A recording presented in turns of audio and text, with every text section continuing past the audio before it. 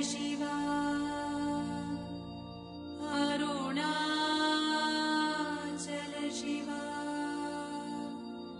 Arunachala Shiva, Arunachala.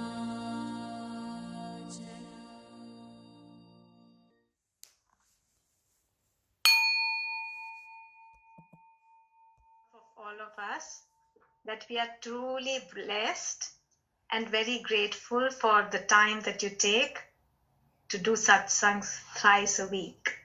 We know that you're so busy, but you take that time out. We are eternally grateful for that. Actually, I'm grateful because that's what I love. What else can you do, you know? Well, then it's mutual gratitude. Yes, yes. Yeah. When we are talking about this, you know, okay, if you just see the truth in the simplest form, let's say we don't do any meditation, we don't do practice, and let's, in all honesty, try to see what is this all about? What is this fuss?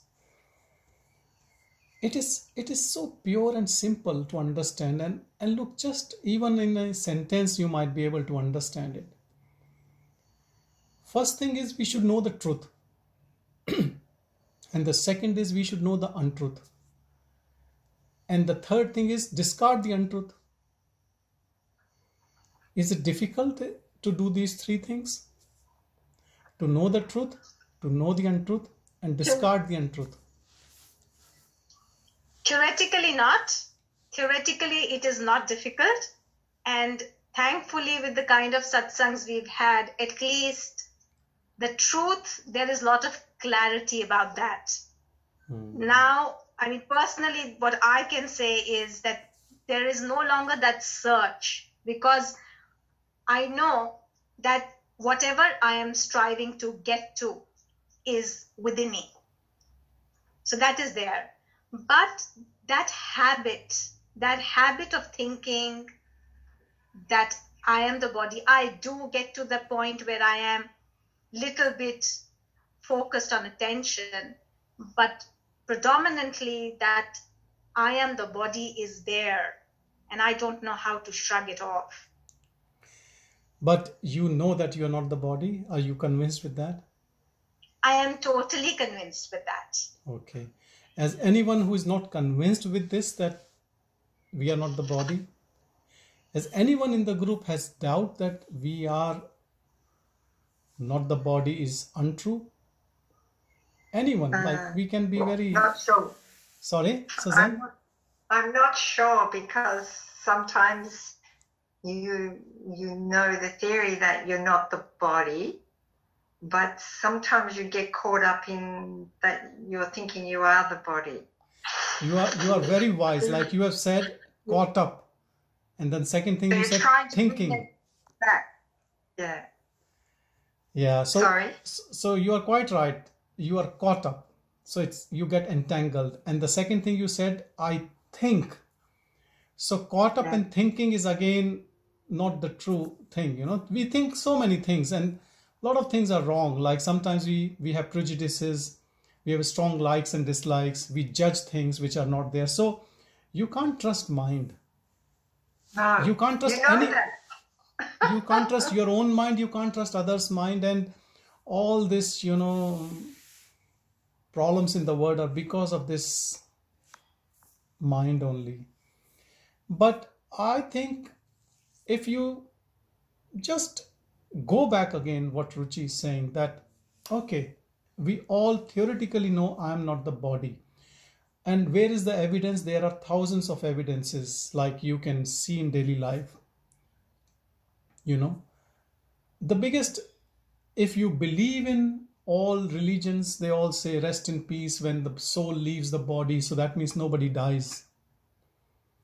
But if you see day to day, you know, in our dream, the mind changes completely. It shows another picture in dream. So we can't trust this mind which is showing this dream right now. So that means this keeps changing. Thing is not us, you know, it is just the mind which gives us perception about things. And the second thing is about the body. So the body is, where is the body in the deep sleep, you know, and where is the body in when we are dreaming? There is another body in the dream, isn't it? It's not the same body, because when we are dreaming and somebody takes the picture, the body doesn't dance or do anything. It's just lying flat in the bed. That means we get another body in dream. Wow. So in that dream, that is the true body, and then the dream breaks, and then this is the true body, and we call that dream, and this we don't call it dream, you know. Whom can you trust? Like we are in the mind game, we are in an environment which you can't believe what is true, what is untrue, isn't it? Yes. So that mind which keeps changing, you can't trust. Leave aside. Then the second thing comes the body. Dream body is different, this body is different, and then in deep sleep there is no body. So you can't say the body is all the time the same. And then when people you have seen are dead, there is a dead body. Where is that person who was residing? So we have a lot of clues that the body and the mind is not us. And the body and mind keeps changing. And anyone, look, you talk to anyone, whether they are, whatever their age is, nobody feels within that they are old. The voice might change, the body color might change, there might be wrinkles. But there is something in us which never even thinks that we are going to die. Why? While people are dying all the time, but we don't think that we are going to die. It looks like we are eternal, and the images around us are dying, and sometimes we feel sorrow for the young people died, or you know, a relative who is in terminal stages or something like that. But we never think that we are dying. Why is that? Because that's the truth. We are not going to die. We, what we truly are not going to die. So when there are so many things, pointers in our daily day-to-day activity, that the mind is not me, mind keeps changing, and the mind keeps showing different images in front of us, how can we trust that mind? And let's not believe about trusting or not trusting, but at least we can say that we are watchful and we can see this changing mind all the time, isn't it? And there are moments when there is no mind, like in silence, in deep sleep, there is no mind. Can I ask, can I say something? Yes.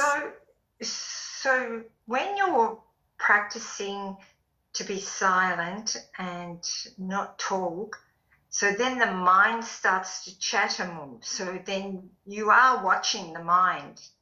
You're watching the mind, but I don't know if it's the mind, but sometimes then you find that you need something else to distract you, because you can't keep doing that the whole day long. So you are telling me that we are in practice, we are watching the mind, we are paying attention to the mind. Now my question I've said it wrong. What I mean is you're trying to bring the attention back to the silence, right? And the mind keeps trying to chatter. Yes. And the mind does calm down. There's no doubt about it. That has happened. But after a few days of doing that, sometimes you feel like you're going to go crazy. Not crazy, but Correct. I don't know. I can't explain. Yes. Okay. I can explain. You are on the spot. So the attention, let's try to understand what is this attention, which we are saying, put your attention to the silence within, or to the pure witness. Bring that attention here. And then attention goes to the mind and the chattering mind. Let's talk about this attention. What is this attention? Feels like nothing. There's nothing. Like nothing. Like there's nothing going on in your mind. Nothing. It's just... But what is this entity which we call attention, that pay attention to the pure awareness? And then the attention drifts away into the mind, and then it just gets entangled in all sorts of thoughts. What is this entity known as attention? Attention is probably can be said is like just viewing without any analysis. It's just looking at the view without judging it. But what is it? Is it Well, it's mind? an awareness. It is mind. Awareness. It is mind. Is it ego? Is it intellect? It is your pure self. What is it? Tell me. It's not your intellect, it's not your mind. I guess it is your awareness, or what you are, I guess. I don't know. I can't say, because I can't stay in that period for the whole day. That's what I'm trying to say. Okay, I can't stay there. You are quite right, and I'll explain you why. This is the biggest doubt and delusion among spiritual seekers, that they take attention as awareness. It is not. Attention is your mind only. It is the part of the mind. Look, you know when you have to pay attention to a task in front and you can't pay attention and the mind goes somewhere else, and you say, oh sorry, I was inattentive, I was not attentive, sorry, can you repeat the task again? If that's your employer or a teacher or a friend or whatever the task is going on, we say, please excuse me, I couldn't hear properly because I was inattentive. Can you tell me again? Yes. So there is something in us which watches the attention also, which knows that this body-mind complex was not attentive. So there is something which watches the attention also. And we all know that sometimes we are paying attention and sometimes we are not paying attention. So that which knows, that which has complete knowledge all the time, not even for a fraction of a second, it does not know what is going on. It knows that the body mind is dreaming, sleeping, waking, attentive, not attentive, angry, happy, unhappy. Whatever is happening, it is always detached and it is always observing. But what we do is we mix up with everything and we make a khichdi, like a pudding, you can say. We just make it everything so, and then we don't know. And then we use all these metaphors and different things, and we confuse with small things, but it's all mind only. Attention and the attention to awareness. Now, when we are saying attention to awareness, actually that is the door, because mind, you are bringing mind towards awareness. Awareness can't be aware of awareness. As you are self is just self. Awareness is just awareness. You can't say that be aware of the awareness. You can say like that, but when you say be aware, who has to be aware of awareness is you are trying to bring your mind there into that neutral zone of pure silence, in nothingness. But remember, this attention is again part of mind only. It is not separate from mind. So we know that sometimes we are not attentive. That's right, I've got it now. Can I add something to the equation? When I think of what you're saying, I would have perhaps framed it as a higher function of the mind. Yes. That witnessing. So it is perhaps part of the mind, but it's a more refined or higher part of the mind. You can call it a passive mind rather than the active mind. Passive. Okay. Yeah, that's a good thing. Like the witness would be another word. Yeah. Yes. Thank Yes. you. Yeah. Mm-hmm.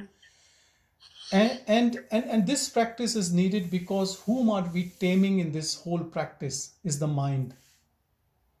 So the mind is going out and giving rise to thoughts, and then we are attentive, and who is attentive, and then that attention dissolves. Is that not that pure self? Pure self is never ever involved in the mind game. It is always tathast, it is always detached, it is nothing ever, it's never mixed up. It's only this middleman, we call it ego, which has taken up the reflection from the consciousness and taken up mind and the body, which is matter, and made up an entity which never actually exists. It has framed someone in the middle of this juncture of the pure awareness, which is impersonal, which is just flowing like electricity in all of us. It has taken the reflection from that consciousness, and then taken the matter from the mind body and made up as a person, as an individual, as an ego, as an identity. And that identity now, because has come because of the consciousness, it has all the consciousness. But the body which is dead, the moment the consciousness leaves the body, is a dead body. It is insentient. And the mind is the same. The mind gets energy, the powerhouse, the electricity is from the consciousness. Now these two entities are dead, but because of consciousness they are active. And there's something in us which you call as ego, which makes us as an individual and then thrives on it. Now what is the issue now is, because it has taken identity from the mind body. Mind keeps changing. It gives a lot of suggestions, likes, dislikes, and cause a lot of pain and suffering, because it has attachments and it has aversions, and it likes people, and it likes people should appreciate this mind body complex, and who is not appreciating, we dislike that person, and it causes so much of suffering and also some joy and happiness also. When we indulge in sensual pleasures, it gives transient joy to the body. But the biggest issue in this complex is only one. We know this body is decaying. We know this body goes through disease and suffering. And we know that this body is going to die.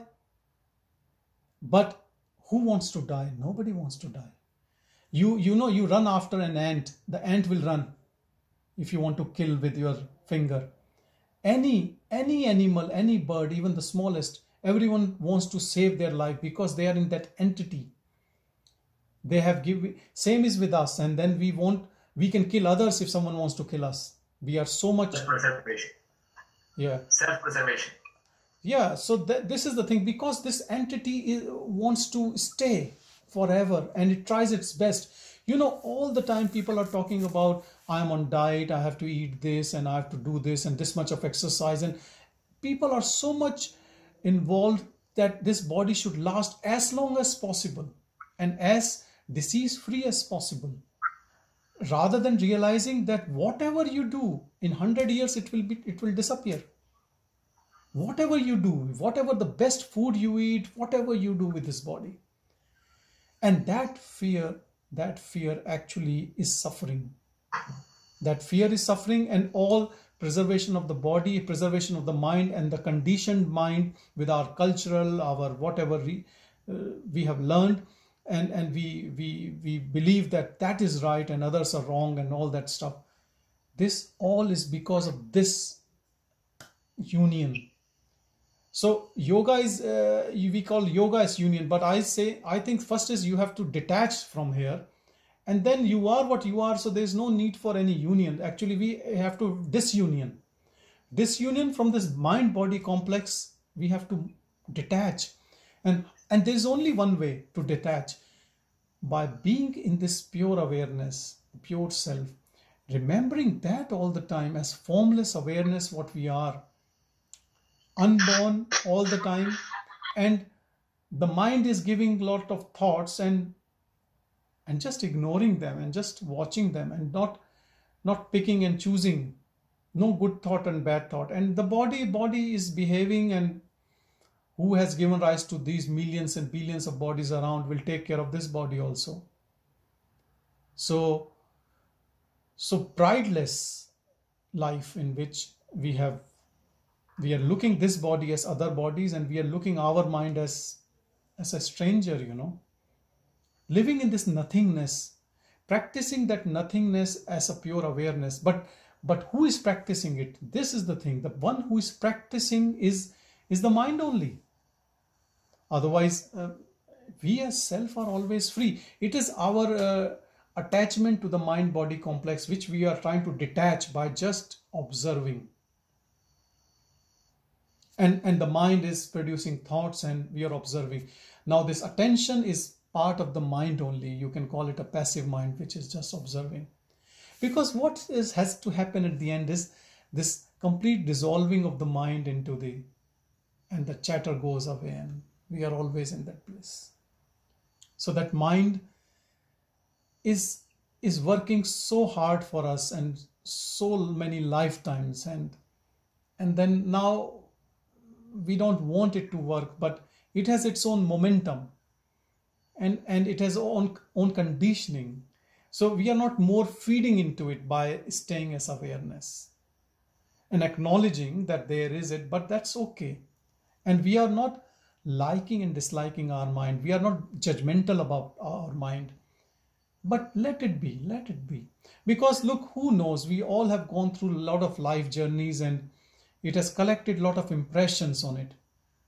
Now, the how to finish the mind. One is not giving more impressions to the mind. And how not more impressions? By staying in pure awareness, not judging, not liking, not disliking, having this desirelessness state in which whatever comes, we accept it with folded hands, good or bad, and we accept it as this is the most important thing in our life, because this will free us. Because we need to have some faith in the God or that Supreme who has planned all this, and he knows how to get out of this maze. So he produces different situations, circumstances around us. And so we should have complete faith in those circumstances, good or bad. It doesn't matter. Have faith in that and then just stay as awareness and accept whatever comes with folded hands. Good or bad is nothing. Everything is good. And have that humbleness and have some patience. But perseverance is important, just to not to go back again into the mind game. Like it will happen because we were always into it all the time. But now we don't want to be into it. So we just stay and just be witness. And that witness and that staying as witness, paying attention to just as a witness, has the power. It is very, very profound, because that is the door. That is the door where if you're not involving mind in anything in life, then it has no place to live. It has nothing to do. You're not giving any entity to the mind, and it will dissolve. It has to dissolve. Actually, it is dissolving. Who in the world has time for 3 hours every week? And rest of the time also, I know everyone tries to be in the awareness. Who has given this power to even look within and practice? That grace only. So it is working constantly on us. Even when we sleep, the grace is not sleeping. That self is there. Dream, waking, dream, deep sleep, it is there. It is we. But because the drifting is going on into the mind and the body, and you stay awareness, so we need patience also, but the work is going on, right? Round the clock the work is going on, because this is what we want so this mind is surrendering. It's a slow surrender. That's why it can stay. People can't stay for a minute in this pure awareness. You can listen to it for hours. And then you practice. And then after you said, Suzanne, that after a couple of days you feel, oh, it is too much of attention. That's okay. And then you can, but it is a process. And I think it is the best and the easiest and the direct process in which you just watch. So I think we should not lose heart, and we should continue with this. And we can always clear our doubts when the doubt comes. Because sometimes what happens is that probably when we stay as awareness, we might start thinking, yes, I've done it. Who is doing it? Who has done it? There's no one who is doing it. No one has done it, There's no one there. So, but that thing is melting away slowly, in that awareness. So we start from that, probably from that ego identity to practice. But that practice burns away that ego identity.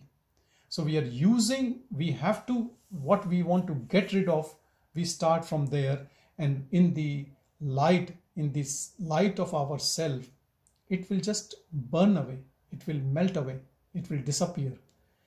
But it takes time. It's like, if there's a light and you put something on the top of a candle or a lamp, and you try to burn from a height, it will burn a little bit, but not that much, and then you keep it for long, and then it takes the flame if there's a gap.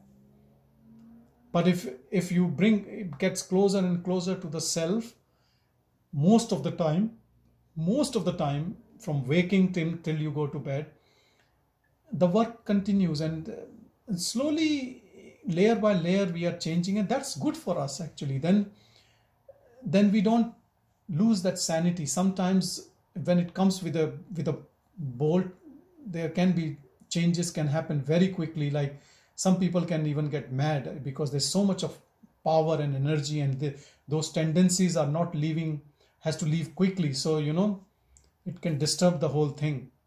So slow process is very healthy process in that sense.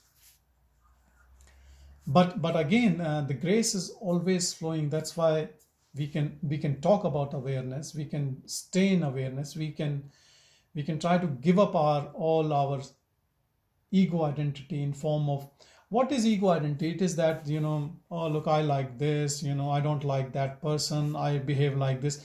These are all our traits, personality traits, which makes us as a human being, you can say. So if we want to be in that beingness, we have to remove this human tendencies, you can say, which are important actually to live in this world and to behave and to interact. But now you have decided, okay, I had a lot of role playing, now I just want to be back home. But you have practiced this role for a long time and thinking that you are not playing a role, but you are that. Now you know that you were playing the role, but you don't want to play anymore. And you want to come back. So it will take some time.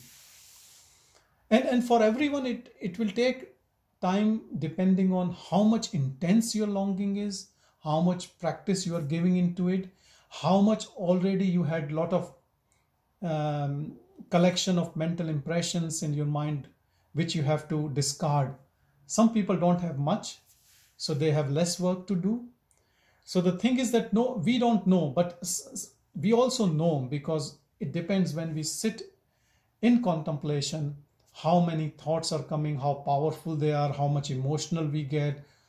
And we understand that there's some more things to disappear from our system. But look, nothing to get disheartened, because it's a process. If we have started a process, we have to finish it. This is a task which should not stay incomplete. If you get disheartened and you think, oh, look, let's now go to pub and have few beers and I'll think about tomorrow.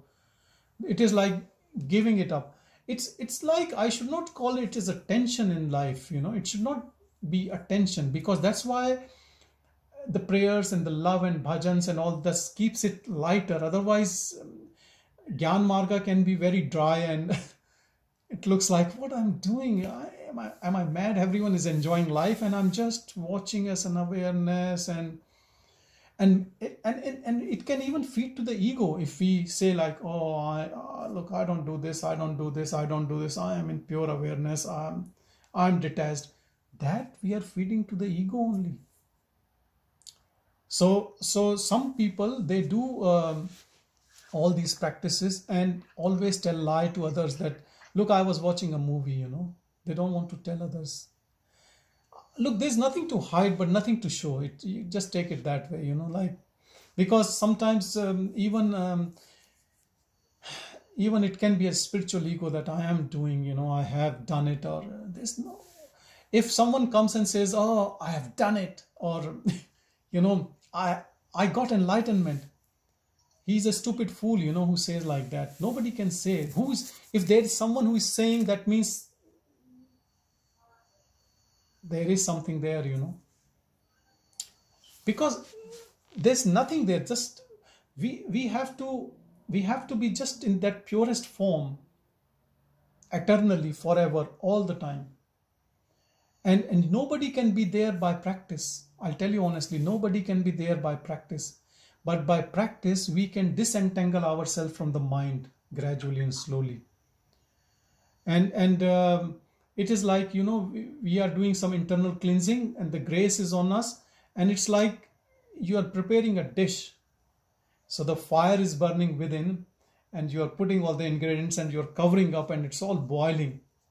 So don't open the lid too early. Let the dish be complete. Let it get properly cooked. Actually, it is like cooking. Every spiritual seeker feels that burning within and unfoldment happening. It is actually. There's nothing right or wrong about anything, If the mind comes with a vengeance and says, oh, this is not, let me go out, do, okay. But even if the mind is saying and it is taking you on a path which you might say, I don't know, right or wrong, let it be, just watch it as a witness. Let's see, maybe the destiny of this mind and body is to have more, accidents in life. Who knows? But stay as awareness, because you know that you are awareness. You don't get involved in it. Don't be part and parcel of this game of mind-body. Let's watch it in full awareness. So this whole process is of lot of attention. And look, just see an example of anyone who has been living in awareness. They don't go down. You can't, because there's nothing there. It is just awareness. The thing which was driving mind for sensual pleasures or indulgence and all that, ego, unless it completely dissolves, you cannot be satisfied. And once it dissolves, it can't come back. And that personality, which people might think there is still a personality, it is like a roasted seed. It is not going to give rise to any karma. It's just the bodily habits of some sort. It is of no use. Actually, it has nothing, no matter. Sanjay, what do you mean? What do you mean when you say that practice does not help? Who is practicing? I just feel like banging my head, that's all. Who feels? Who is that who wants to bang head? Who? My ego. Yes. So that we are trying to bang the ego's head by practice, that's all.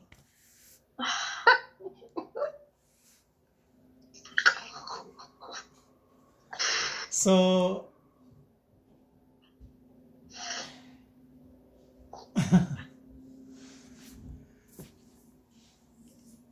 patience is the most important thing, patience and perseverance. And now when you speak like this, you are becoming part and parcel of the ego, giving your own voice to it. Never do that. Never do that. Don't give voice, don't give your energy to that. Because when we get irritated or when we say, no, we are giving all energy to that. That which has to dissolve. Only way it can dissolve is by two things. One is paying attention to it, and second by not involving in it. When you speak like this, you are getting involved and you are giving energy. That's why this process is very, very easy. And okay, Bhagavan gave two processes. One was self-inquiry, isn't it? The second is paying attention to the I amness. And I have to be very, very honest with you. The second worked so well, because I don't know, I have to say, maybe self-inquiry is for people who are much higher than me. For me, it is very easy just to watch and let the mind comes with whatever. Just watch. What mind can do? Can it kill you? It is fake. Thoughts can never kill you. And when you are just watching, you're not getting involved. Even if the mind says, kill Sanjay Raghav by a dagger, this body, it can't, because you are just watching. You are just watching. You are not involved in accepting any type of thought, good or bad. So how can the mind color your life? Tell me, if I'm not picking up any thought. So the filter in front of us is mind. But if you have decided you will not pick up any thought, pick up means not getting attached or not believing on any thought, then how the mind can have influence on you? Now this is very important point. Who is this you who gets influenced by the mind? It is the ego.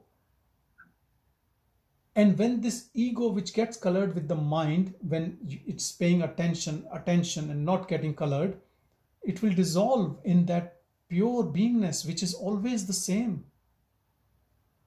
Because that self is never ever involved. It even doesn't know why the hell this mind-body complex is behaving in such a stupid manner. It is just providing energy. And the body is dying every day. The moment the body was born, it is going to die. But then the mind is also matter. It is also subtle body. But then there is someone whom we are trying to tame, which has taken this attachment to the mind body called as ego. So all this practice is not for awareness or you as pure self. You are always the same. Practice is to get rid of your old habit, thinking that you are this mind body as an ego. Practice is for all that crazy stuff in us. Practice is not for that beingness, that pure self. It is always free. While I'm talking to you, the awareness in you is 100% free. It was never actually involved. So there is no practice for the self. And so when we say you get self-realized, nobody gets self-realized. You are in self-abidance. Nobody gets in self-abidance. The thing which gets realized or abidance is the ego only. And ego dissolves. So as in truth, in reality, nobody gets enlightenment. And nobody gets self-realization. Nobody gets self-abidance. These terms are only for a seeker who has an ego that one day he will know the truth. But who will know the truth? Ego? Ego? Dissolve. Sorry? Well, ego will disappear, dissolve, won't be there. It is so, but this is the thing. So to put in words is so difficult, and sometimes the words can make you more confused. You get, yeah. So the best way is to not to too much go into the words, but just patience and perseverance and watching. Because watching, and also if you're watching and your mind is and is coming so loud, who has made it loud? We have made it loud. Who has to suffer? We have to suffer. Who is I? Ego. When I will see the self, when this ego dissolve, when the ego will dissolve, when the mind attacks on the ego are completely gone. When it will be gone? When you don't pay attention to it. When you don't get involved, yes. And so for how long I have to pay attention? Till it gets dissolved. How long? 1 minute, 1 hour, 1 life, 100 life? How can I say, how can you say? Nobody knows. But we have to start, isn't it? If I say, okay, I don't know, then you say, come on, look, I have planned my life. I have always planned. I can't just go like this. I don't know when it will end. That is winning situation for the mind.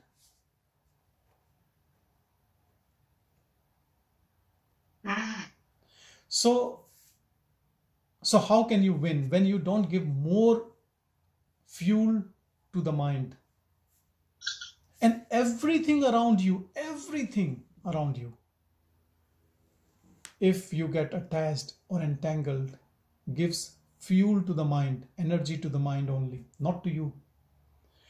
Only one thing is there which gives energy to dissolve the mind, that is power of witness, power of silence, power of just pure observance, power of treating all the thoughts as of no use, every thought, and just staying to watch. Because the old habit, it becomes, as Suzanne correctly said, because it can get tired after 2 days. You think, oh, what is it? It's mind only. Mind is saying, oh, come on, come along with me. I'm your old friend, come, let's do what we used to do. What happened to you? Are you sad? Because that's the thing. The seeker looks sad. Udasin, There's udasin, the Sanskrit word. In Hindi, they call it depression now. Can you believe? That beautiful word udasin, which means like you're not interested in the things around you, is actually means in Hindi now depression, sad. Because that's what a person with a lot of ego will think about. Person who is just sitting quietly, looks like he's sad. When you're not talking to anyone, people think you're thinking. Because that's what people do, in Hindi and in English, I think most of the people know. In Hindi, they say, Khali dimag shaitan ka ghar. In English, they say, empty mind is a devil's workshop. Idle mind is the devil's workshop. Yeah, idle mind is a devil's workshop. What is it, So, actually, mind itself is devil, It's not a workshop. Itself is a devil. And how you can get rid of it is by not using it. Anything you don't use becomes... I had a bike in my shed, I didn't use it. Now I can't even move it, In lockdown, I wanted to get it serviced. Didn't do, and now it can't move. So don't use it. Not using is make it vestigial. So don't use mind. And one thing I can guarantee, you can live a beautiful life without mind. Beautiful life. You don't need that much of mind, Use it as little as possible. As little as possible. And that's why when you don't use it, there's not much to say anything in this world, because you can live in that pure silence within you. Can I say something? Yes. You can shift gears. Like, I want to shift from my husband to my father role. I do it in a second. Like that, without any role, I can do it in a second and just be. So that kind of a practice helps. Because don't give it a name or something. If you give it a name, this is awareness, this is this one. No, now I'm without any roles, I'm just sitting. So it becomes much easier. Like shifting my role from husband to father. How quickly we can do? From husband to officer. When a phone call comes from office, boom, you change. In a second or in a flash of a second, you do it. Like that, also without, immediately when that is over, boom. Things will keep happening. It depends on how you practice, how it goes. All those things are there. But this can be tried. So our role playing will continue, even if you want it or don't want it, role playing will keep happening. If your child will come, you will answer according to what. You don't have to say, no, now I have to use mind and I'm not awareness. You stay as awareness all the time, 24 hours, 7 days a week, till you die. But do practice first, because we have played this role very seriously, Have you watched a match in which you you have a favorite team, and then watch a match in which you don't have a favorite team? The match changes quality completely. You have so much of intensity when you are following a team, and then if the team loses, you get very upset, and then you jump and you see, and if let's say a Japanese comes to watch a footy match, he will just see it and he will have a Coke and he'll go. This is the thing. So it depends, how much you use your mind and attachments and all. And I'll tell you, in that neutral gear, what will flow? Even for your kids, if you're not attached, what will flow? Only love. Always love, It's not hate. But it will not be like you cuddling, oh, my kid, and then scolding them. That is all ego, gets attached and gets very hurt if they do something wrong, which is not wrong thing in that sense, but hurting your ego, in whatever way. They have not given importance to your ego. So nothing changes. Actually, everything becomes more beautiful if you stay as awareness. Practice to stay as awareness. You slip, that's okay. Stay as awareness. Just watch how the mind is producing thoughts, all the smartness of mind, all these years we have learned a lot of tricks of the trade, and we try to act smartly in different people of importance, we behave in a different way. People who are not that important, we behave in a different way. How to the employer, how to the employees. And even just watching, even that power of awareness changes the way the mind works. All its shrewdness, all its, smartness, the street smartness it shows, it will just keep disappearing slowly and slowly, leaving that innocence, that childness in all of us. Even if we have grown old with a lot of habits, and it will just keep dissolving, We will be back to our childlike state. And Jesus has said so beautifully, to enter the kingdom of God, you have to be like a child. What it means? It means that we have to give away all the tricks of the mind. Just be innocent, simple. In the Upanishad also says the same thing. It says about Balyam, Maunam, and Brahma. Balyam, that is kid. You become innocent like a kid, not attached to anything. Then afterwards Maunam follows. Because you are so much into love, you just dissolve into Maunam and it becomes Brahman. All the scriptures say the same thing. And I think the company is very, very important. I have to really say this thing, because if you have the company of all the chalu people, what is the English word for that? Goody goody. Huh? Goody goody. What's it? Yeah, like, making, fooling around people, acting too smart. Sorry, what is that, Ruchi? Clever, conniving. Clever is still, they say clever is a good word, but I think maybe we know what we are talking about. So, that is not useful. That is not that useful, Playing tricks that, look, I can make fool of people like this, I can fool people. I can.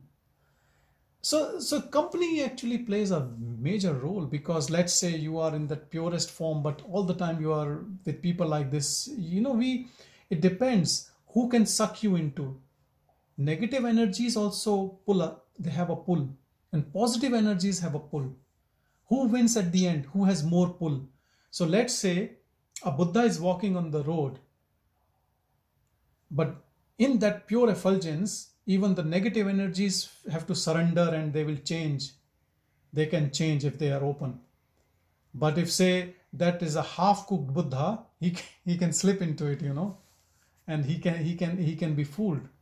So before we jump on into the lot of people with lot of desires and materialistic, we have to be really strong within. So we need that time in solitude and get.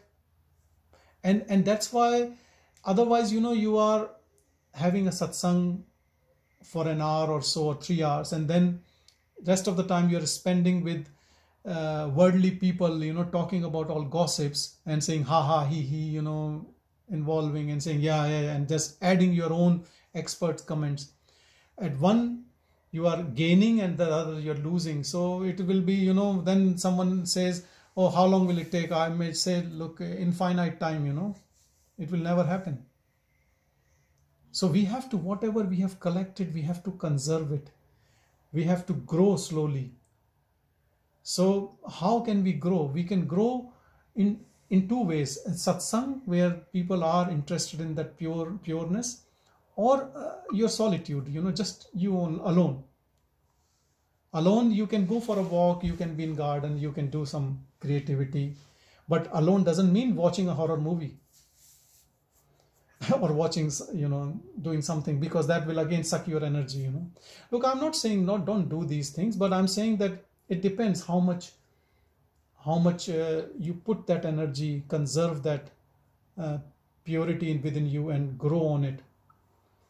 But if you keep losing it all the time in indulgence and other things and gossiping, then you're gaining and then you're losing, gaining and losing, How can you grow? All these things are important. They are very, very important, That's why sometimes some people say, some sages says that you should follow all the 4 paths together. Like karma, try to do things for anyone you see, stranger or anyone who needs help, just do it without any reason, good karmas, helping, not from the ego, but even if nobody knows, just do it, go 2 steps forward to help others, not in wrong things. Like there might be people who might say, let's go to the city, we'll spend half of the night, in bar or something. That's not a help. But I'm saying that genuine help, if someone needs any help, you should be there. That's a very good karma. Helping others will purify yourself. And then bhakti, prayer, love, songs, bhajans, listening to music, or, which can take you more towards the God. Classical music is something like that, Indian classical, Western classical. There are a lot of things, which gardening, walking in a forest and all those things. Spending time, just even what we are talking about, sometimes going within and trying to find out what is this, what we are talking about, what we are talking about, I'll tell you an example. Once I went to this Shiva Vishnu temple and there were huge lines. I don't know whether Shivratri or some, and the car was kept like 2 kilometers away. I think that was maybe a year or a couple of years back. And there was an intense urge in me seeing thousands and thousands of people and just flogging just to see the Shivas. That, the Shivas consciousness is here, and I felt like just telling these people, just look within. Why you have to look inside that temple and making such a long queue? It's just here. And I thought nobody's telling them. They're being fooled. It was such a strong urge to me to genuinely, that just to tell everyone that, look, I think nobody told you, it's just there. You don't have to park your car and go there and look for it, So this is the thing, all the time, just remembering this awareness, you become awareness. What you remember, what you adore, you become that. And that's why, in the purest sense, Bhagavan is so pure, so loving. And we know everything about you. Now you can make a guru right now. Okay, you make a guru and after 20 years, you know that he's in a sex scandal, Then what will happen to all your, your faith and all? Here you have a guru whose life has been written by so many people who were with him all the time. And you can compare their diary, their notes, what he did. He did nothing. He was always self-effulgent in awareness. So pray to him, become like him. Bhagavan is here. He always said, I'm within you. I'm not going anywhere. He's us in his purity. And maybe the God, the Supreme, wanted us to see someone in our times, it's not that back. In 1950, there are videos of him. That pure presence was there just recently, you know. And all the teachings are there, and what he did, how he behaved, what he did, how he did. Everything is there, and then we just have to follow it, you know. It's so fresh. Like maybe for Buddha, for Jesus Christ, you can say, oh, we don't know, you know, what happened at that time. Here we know everything. And with the time, what happened with Jesus and Buddha is that people have added a lot of stories to it, you know, which sometimes it's hard to believe, or, you know, you can still have doubts because things are not that clear. But here this person was 1950, you know, he left the body. What else do we want, you know? Everything is served in plate, you know, all the teachings are there. And teachings after teachings. Sadhu Om, Murugnar, Annamalai Swami, you know, so many, not one person, hundreds of people, even now. What else? Buck stops here, you know.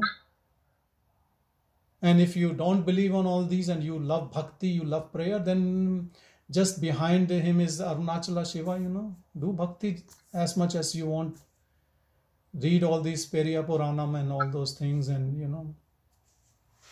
So everything is there. So I think our journey is the easiest and simplest. We are in the best possible space where we should never lose patience, where we should never get upset. Just use whatever time in the life is left. Whatever time is left, use it sincerely, honestly. Now don't waste time. Now don't take it as just a 1 hour and the job is done. Job starts when we are out of satsang, and then we move with our family members and friends and a job, and then the mind ticks, and then it wants to take us into old habits. We can say, hang on, look, let's be there. Let's be there. Sometimes people can comment, oh, you don't look that natural, you know, you have lost your originality, you don't have a laugh, or you don't have to say anything. You can say, maybe it might be right, I don't know. Don't give any excuses or anything. We don't have to argue with anyone, you know. Take the path of least resistance. If someone says anything, accept it and don't say anything, you know. Even say sorry. Sorry should be always on the lips. Just say sorry, and, you know, just no confrontation, you know, no confrontation with anyone, you know. Because you are nothing, you are nothingness. Nothingness can't fight somebody, you know. Nobody can't fight with somebody. So we are nobody. We have no body. We have no mind. We don't feel bad, we don't feel good, you know, you just stay like that, you know, whatever comes, we accept. Just like a beggar. Whatever people gives, we accept. Whatever God gives in our plate, we accept, we eat, we thank, and we sleep. If we stay like this, you know, the mind has nothing to do. We are taking away all the activities of the mind. No planning, no judgment, no likes, no dislikes. No desires. We have taken away everything what the mind is needed for. And what ego wants? Ego wants praise, ego wants accomplishments, and we are nothing. We are formless. Ego loves a drama, a show, a pomp and show, nothing. If we are nothing all the time and we stay like nothing, where is the space for the ego to survive, or to mind to survive? But one thing I'll tell you, there's the only one warning which I've seen. What people do is when they are in satsang, they are at the purest formless awareness. And as soon as they move out of it, they start behaving stupid. Sometimes I have seen and I wanted to slap, but I thought, leave them, you know. And then they behave like complete sheer stupid, like going back to the old habits of the mind as soon as they see the same company of people around them, you know. And they will make a joke, haha, you know, like it to me appears that either the satsang was fake or this life is fake. There's something is fake. Probably satsang was fake for them, They say, oh, that's okay, let's enjoy now. Like it was satsang is a torture.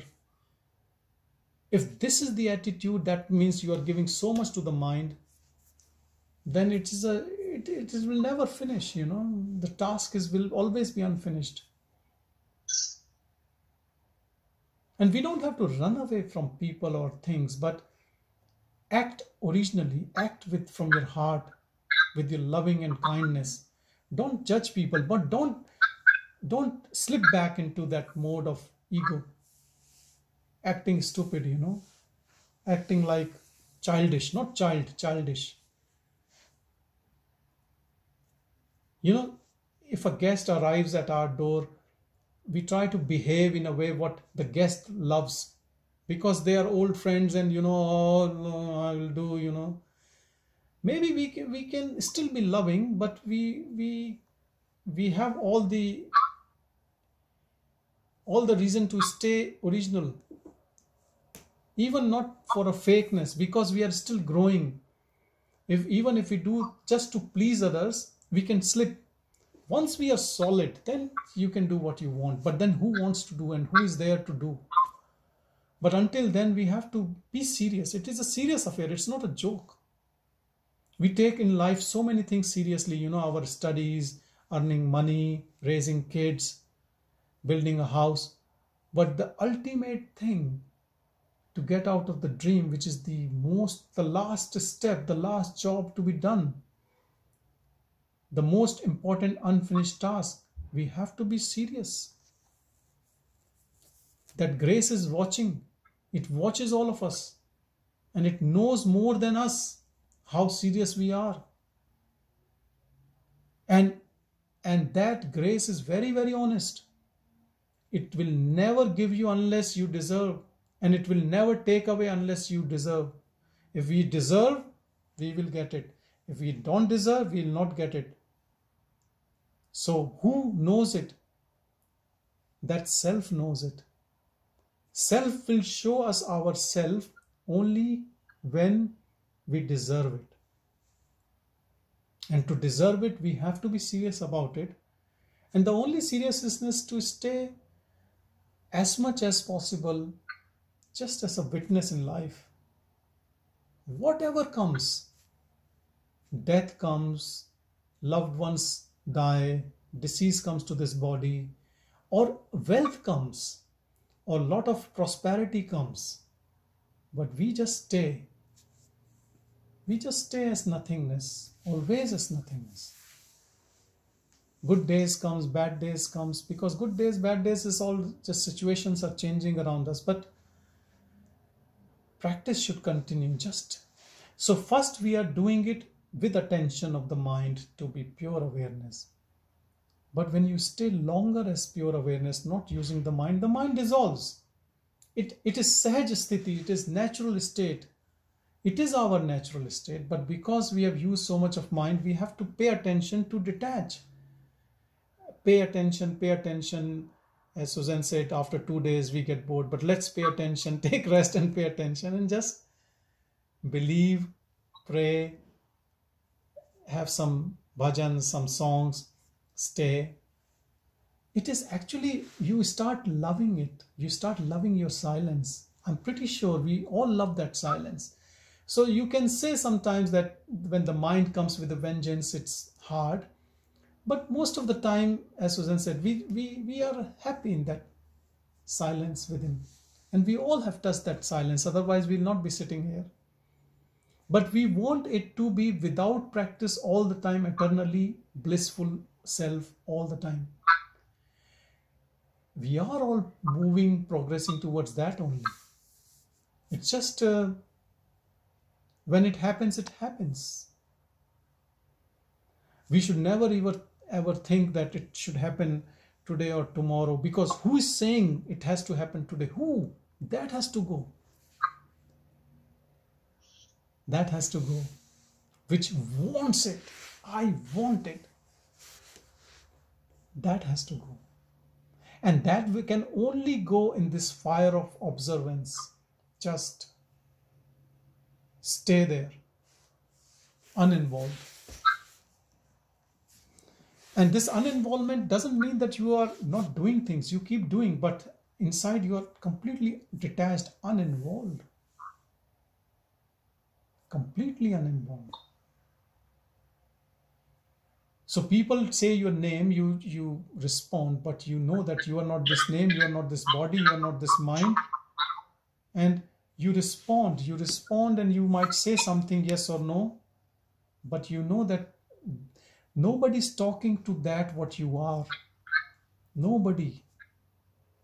Everyone comes, nobody comes to meet you. Everyone comes to meet the body mind where you are living. Like, let's say you're living in a house, everyone comes to meet the house. Nobody meets you. Ooh, nobody knows that you are there. They also don't know that they come as a house and you are a house. Or you can say they like a car meets car. Passengers are in, nobody meets the passenger. Rarely a person comes who says and hugs you as a person, as that presence which is truly you are and that that person is. There are rare meetings like that. So remember, everyone who comes to meet you is coming to meet this house, this form. You are always alone. You are just watching this meeting of this mind-body complex with another mind-body complex. So stay in that pure awareness and see that the same awareness pervading in the other beings, any beings, birds, everything. They might come, a dog might come, a pet might come to get some food from you. But see that awareness in that. Not at all different from you. Exactly the same. Just there's an image, but that same awareness is flowing. At some places that awareness is more effulgent. In some places it is dull. But it is the same. In Ramana's life, two persons come to meet him. If I remember correct, one person from Sri Lanka comes and stays with him for 2 hours. Both of them never talk and he goes away. And as soon as he lands up in Sri Lanka, somebody asks him, "You went to meet Ramana, what happened?" Both of us sat quietly. He went away. And can you explain, can you tell anything about Ramanaji? He said, he was a great Dhira. That was the only word used. Dhira. Another person, this is another Swamiji from Kerala came. Both of them, he sat there, and this Ramanaji also sat there. No talk. After he went, he wrote Atma Nishta Ashtagam or something. Atma Ashtagam and sent it to Ramana. No talking. So these are the two instances I can remember. No talking took place. Remember this.